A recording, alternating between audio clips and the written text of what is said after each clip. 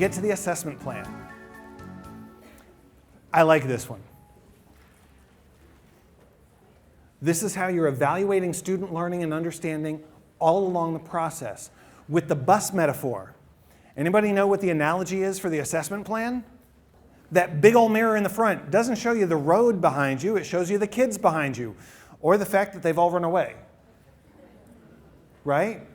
If you never look back, you could show up at your destination and realize you don't have anybody with you. And that's a horrible feeling. You saw that big empty bus on the slide before, right? That's never good. Yay, we're done. Oh.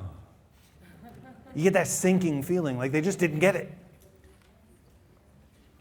So the assessment plan uses a pre-assessment and a post-assessment to measure your learning goals. And you have to plan assessment every step along the way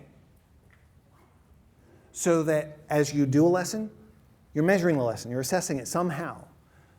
It doesn't always have to be formal. Informal assessment is good. But you need to have a clear sense of whether or not your kids get it before you get to the end. Nothing stinks more than giving a post-assessment and realizing not only did they not grow, most of them went backwards. That's a horrible feeling. So, your pre- and post-assessment, this is an important element of the teacher work sample. You have to design your own. This is important because the state of Florida has these Florida Educator Accomplished Practices, FEAPs. FEAP number 4, assessment.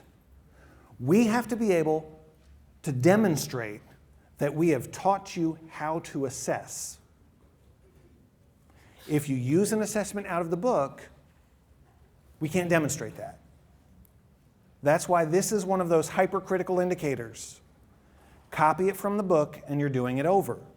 I'm telling you this now as clearly as possible because I don't want you to get to the other side of your teacher work sample and go, but all my data, Make your own assessment. You have to. Okay? It also has to measure the same things at the same level of difficulty and produce the same score. You've got to be able to compare that. Okay? Use similar assessment items or methods. Multiple choice pre-assessment, essay post-assessment doesn't work. The items have to be similar. And you can get way more creative than multiple choice. Measure what you said you were going to teach them. You remember those verbs? If you say in your learning goal that your students are going to create something, if that's your goal, for them to be able to create, they have to create in order for you to measure whether or not you've gotten there. Make sense? Those verbs, that was another thing that Mrs. Neuer used to get on us about. In your lesson plans, it says they're going to develop something, but then you've got these multiple choice questions. Where are they developing anything? You're not assessing what you said you're going to teach them. And she could spit fire too, so you made sure you did what she said, because giant 5-foot frame. You also need to measure each learning goal individually. This is kind of a paradigm shift, but it's very useful. I'll show you how in a second. And both the pre and the post have to have the same number of available points for those learning goals. Okay? Use your higher order thinking skills, because that's on the rubric. Now, here's an example. Pre-post assessment measures. I told you I'm doing a geometry unit for my example. So here's an example. I really want to start putting other disciplines up there. So please, if you've given us permission to use your work sample, make good assessments so I can put those examples up there and really show people how it can be done. But I want to draw your attention to a couple of things. First, each item is tied to a specific learning goal. So it's not just on the pre-assessment they got blank percent, and on the post-assessment they got blank percent. It's on the pre-assessment. they earned this many points for learning goal 1, which shows that they had this level of mastery, right? You're measuring the learning goal specifically. The other thing is, these diagrams, it's part of what I discuss in my component, how I accommodate for the unique needs of individual learners. But to be honest, if I had a geometry test that did not include diagrams, that would be mean and cruel of me. So those diagrams are good for everybody, right? So I can use the same pre and post. If I use the exact same assessment, can I compare it? Yes. Does it have the same number of points available for each learning goal? Yes. Have I met all the requirements? Yes. It would be very difficult for me to demonstrate exemplary performance with exactly the same, though. There are some other options that are better there. I'll show you those in a second. Let me break down the graph maker for you. Here is where you enter the total points available in the one box, and how many of those points a student needs to get in order to demonstrate mastery in the other box. There's 2 boxes, but please do not get confused. It is not pre and post. Total points, how many points you need to demonstrate mastery. So for my example, I went with an 80% cutoff because that's the way I designed my assessment.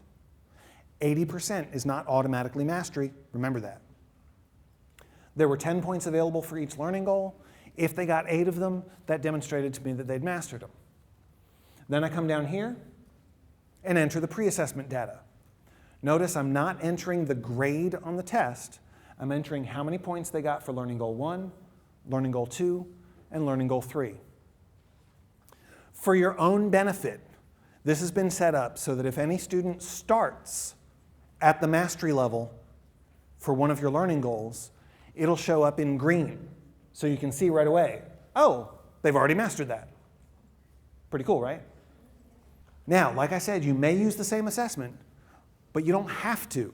There's some better ways to accomplish that. Let me give you an example. Here's a pre.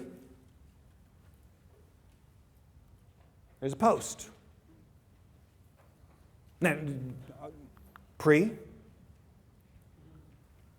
post. How much effort did that take? Not much. Okay, so exemplary indicator E2 is on the line. Small changes can make a huge difference, right? I've changed the order.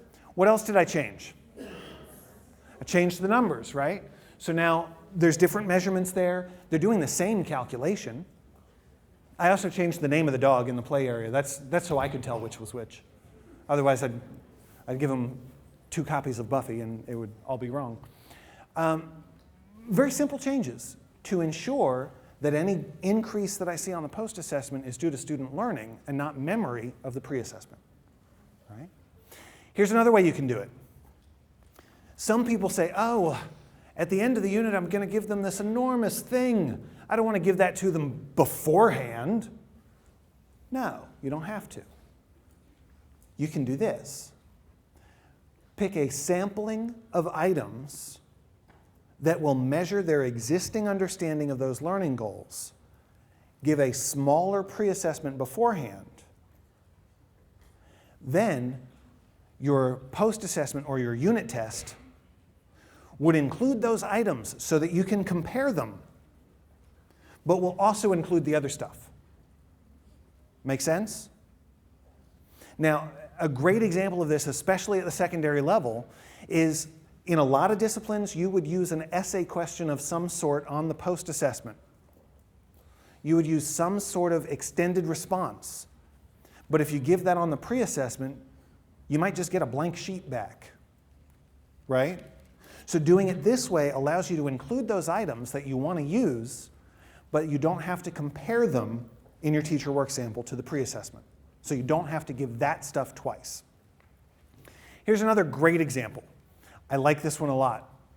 So, especially in science, we've got a couple of science folk in the room. There's a lot of research on misconceptions.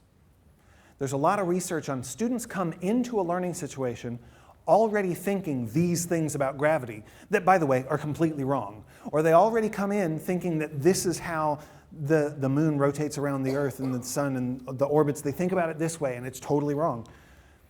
And there's a good deal of research in science on assessing that beforehand so that you can correct the misconceptions, right? The brilliant thing is, it works in every field. When I taught fractions to 6th graders, how many misconceptions do you think I found? Oh my goodness. How many of you love fractions? Okay. How many of you would rather get stabbed in the eye? Yeah. A room full of them in the 6th grade. So there's lots of misconceptions there that if you can properly diagnose them, you know how to respond, and you can teach them more effectively. So imagine that you take a mini pre-assessment before you start. Then you have your first lesson. Then at the very end of the first lesson, mini post-assessment or mini pre-assessment, lesson 2 the next day. Then a mini assessment for your third lesson, and so on the last day. Combine all the mini assessments. Now you can compare those. That becomes your post. You can even combine this model with the other one. Add some additional stuff. Now I've got a unit test or unit assessment. I've got all that stuff that I'm comparing that I did in little bits along the way, and I've combined it. I'm comparing those items. Do you see how that works? It does not have to be a daunting pre-test. How many of you think your kids take enough tests? My wife teaches English, and I can't fathom losing that many instructional days to tests handed down by the state, tests handed down by the district, tests that the principal wants. They're testing every day. When do they learn, right? You don't have to buy into that. You don't have to give them more and more tests. Just assess. Assessment to inform instruction ahead, but make sure that you build in enough that you can see growth when you combine it at the end. Does that make sense? All right. You pre-assess to set a baseline. Now, if you tell me that all your students got an A at the end of the chapter or at the end of the unit, and try to claim that that means you're a great teacher, I will ask you a very simple question. How do you know they didn't know all that stuff before you started?